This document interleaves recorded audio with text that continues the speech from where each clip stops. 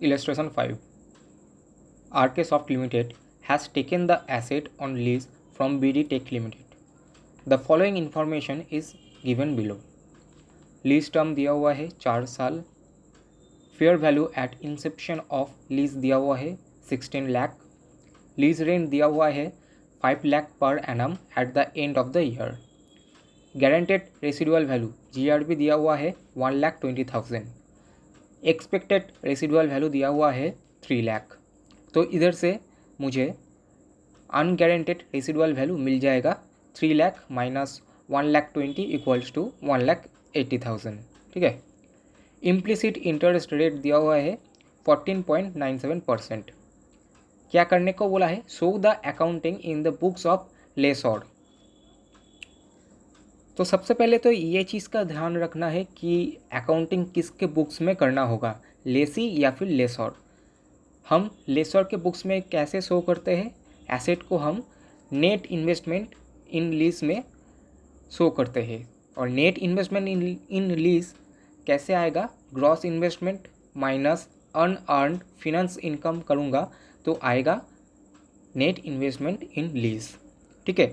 तो इधर पे MLP दिया हुआ है, गारंटेड रेसिडुअल वैल्यू भी दिया हुआ है और अनगारंटेड रेसिडुअल वैल्यू कैलकुलेशन करके मिल जाएगा. ये जो 3 लाख माइनस 1,20,000 करूँगा तो आ जाएगा. तो इधर से ग्रॉस इन्वेस्टमेंट आ जाएगा. तो चलो ये देखो इधर पे किया हुआ है. Lessor should recognise asset given under lease at net investment in lease. जो मैंने बोला था, नेट इन्वेस्टमेंट कैसे आएगा? Gross investment minus unearned finance income. और ग्रॉस इन्वेस्टमेंट मतलब क्या होता है? MLP मतलब जो मिनिमम लीज पेमेंट है plus guaranteed residual value plus unguaranteed residual value. MLP क्या होगा? MLP होगा 5 लाख करके जो है 5 लाख इंटू 4 तो 20 लाख आ जाएगा. ठीक है. तो टोटल MLP आ जाएगा 20 lakh plus guaranteed residual value दिया हुआ है 1,20,000 और 1,80,000 ये कैलकुलेशन करके आ गया है. Expected residual value minus GRV. तो ग्रॉस इन्वेस्टमेंट आ गया है 23 लाख. अब अनअर्न्ड फिनेंस इनकम मुझे कैलकुलेट करना होगा. इस क्वेश्चन पे ये वाला पोर्शन नहीं बोला है. तो unearned financial income equals to gross investment हुआ है minus present value of gross investment. इसको कैसे कैलकुलेट करूँगा? तो प्रेजेंट ईयर दिया हुआ है, value of MLP, gross investment discount factor और प्रेजेंट वैल्यू. तो 4 साल का दिया हुआ है 1 2 3 4 लीज टर्म 4 है इसलिए. और MLP की क्या होगा? पहले 3 साल 5 लाख करके होगा और लास्ट में आएगा 5 लाख प्लस 1,20,000 प्लस 1,80,000. इधर पे गारंटेड रेसिडुअल वैल्यू भी आएगा और अनगारंटेड रेसिडुअल वैल्यू भी आएगा. ठीक है. तभी इधर पे 8 लाख लास्ट ईयर में किया हुआ है. तो ग्रॉस इन्वेस्टमेंट डिस्काउंट फैक्टर ये कैसे आएगा? ये आएगा, ये जो इम्प्लिसिट इंटरेस्ट रेट बोला है उसको 1 डिवाइड बाई 1.1497 करोगे तो आ जाएगा 0.8698. फिर से इक्वल प्रेस करोगे तो आ जाएगा 0.7565. फिर से इक्वल प्रेस करोगे तो आ जाएगा 0.6580. फिर से इक्वल प्रेस करोगे तो आ जाएगा 0.5724. ठीक है. 4 साल का निकल गया है. तो MLP के साथ ये जो डिस्काउंट फैक्टर है उसको मल्टीप्लाई करोगे तो प्रेजेंट वैल्यू आ जाएगा. इन टोटल करोगे तो 16,70,000 आ जाएगा. उसको राउंड ऑफ करके 16 लाख किया हुआ है. तो अनअर्न्ड फिनेंस इनकम के लिए ग्रॉस इन्वेस्टमेंट मेरा निकल के ग्रॉस इन्वेस्टमेंट 23 लाख माइनस जो present value of gross investment है 16 लाख, उसको डिडक्ट करूँगा तो अनअर्न्ड फिनेंस इनकम आ जाएगा 7 लाख रुपीज़. ठीक है. अब apportionment of MLP into capital recovery and finance income. तो ये कैसे आएगा? ईयर 0 पे 16 लाख ये वाला आ जाएगा और कैश रिसिप्ट कुछ नहीं हुआ है और कोई इंटरेस्ट का खर्चा भी नहीं होगा. और तो जो capital recovery reduce from receivable वो भी कुछ नहीं होगा. ठीक है.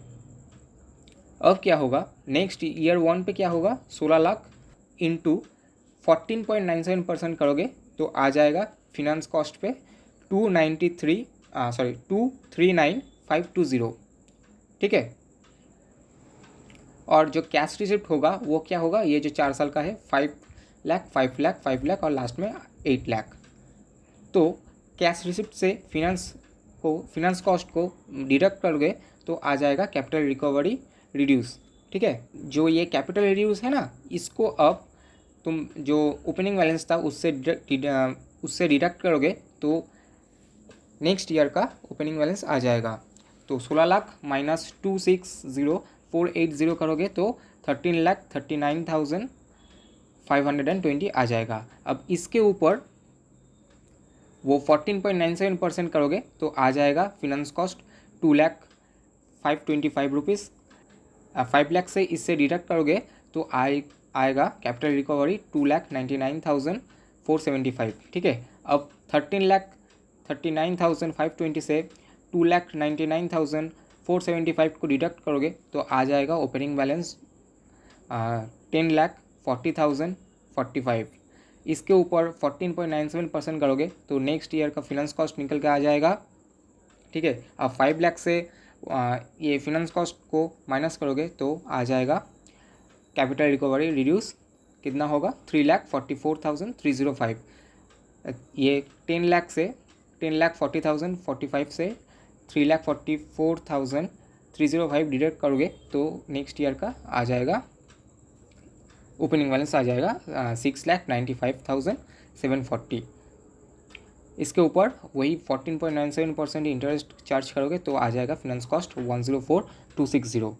अब 104,260 8 लाख से 104,260 को माइनस करोगे तो कैपिटल रिकवरी आ जाएगा 695,747 आएगा, वो 40 करके वो मिल जाएगा इधर पे। तो टोटल आ जाएगा ये इधर पे 7 लाख फिनांस कॉस्ट पे और कैपिटल रिकवरी आ जाएगा 16 lakh. Illustration 6, VHR Limited availed a lease from Alpha Limited on the following terms. A lease for a tenure of 3 years in the beginning of the year 21 for equipment costing 6 lakh and which has an expected useful life of 5 years. The fair market value is also 6 lakh rupees.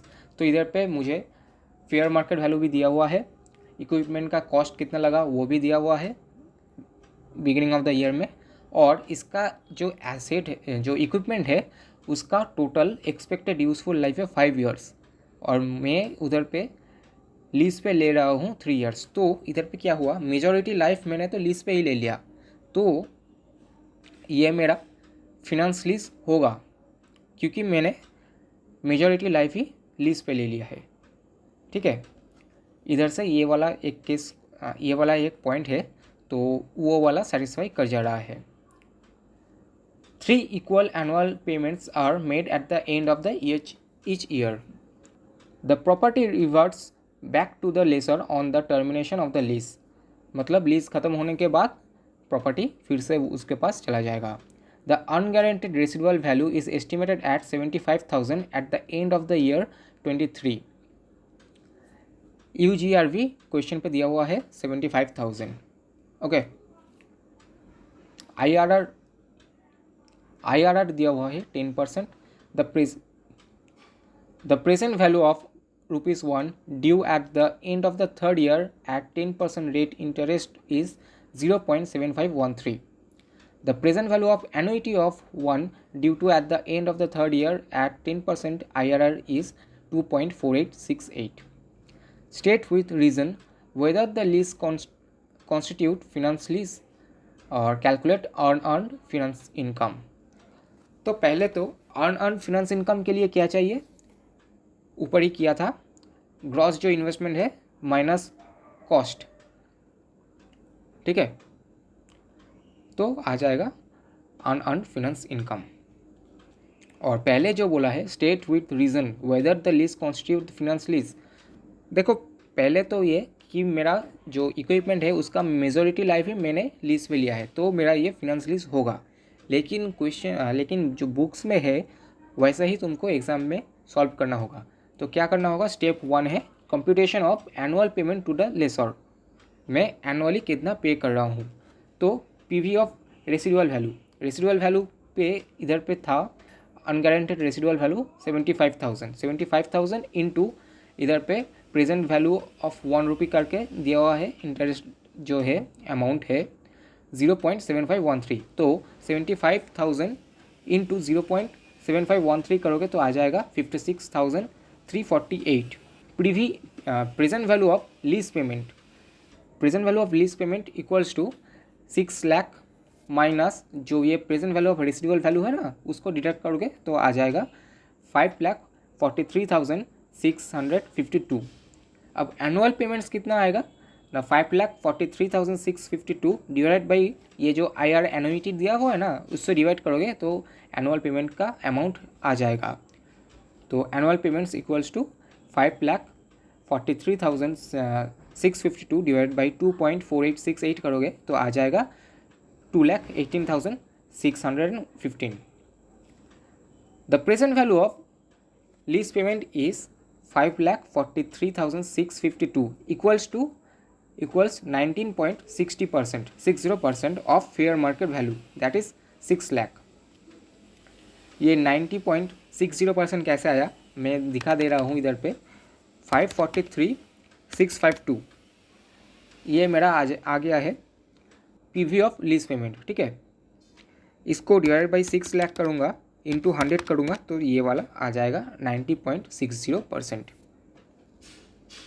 As the present value of minimum lease payment is substantially covers the initial fair value of the lease asset and lease term is 3 years, covers the major part, ये देखो ये बोला है major part of the life of the asset 5 years, therefore it constitutes a finance lease।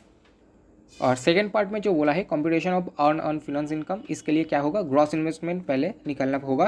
तो जो है इधर पे कितना था, इधर पे एनुअल पेमेंट था इतना 2 लाख, एनुअल पेमेंट था 2,18,615 इंटू 3 करूँगा क्योंकि मैंने लीज टर्म है 3 इयर्स, ठीक है। और लास्ट में GRV जो ऐड हो जाएगा, इधर पे GRV नहीं है तो सिर्फ यही ऐड होगा 75,000। तो 3 इंटू 2,18,615 प्लस 75,000 ऐड करूँगा तो आ जाएगा 7,30,845, ठीक है।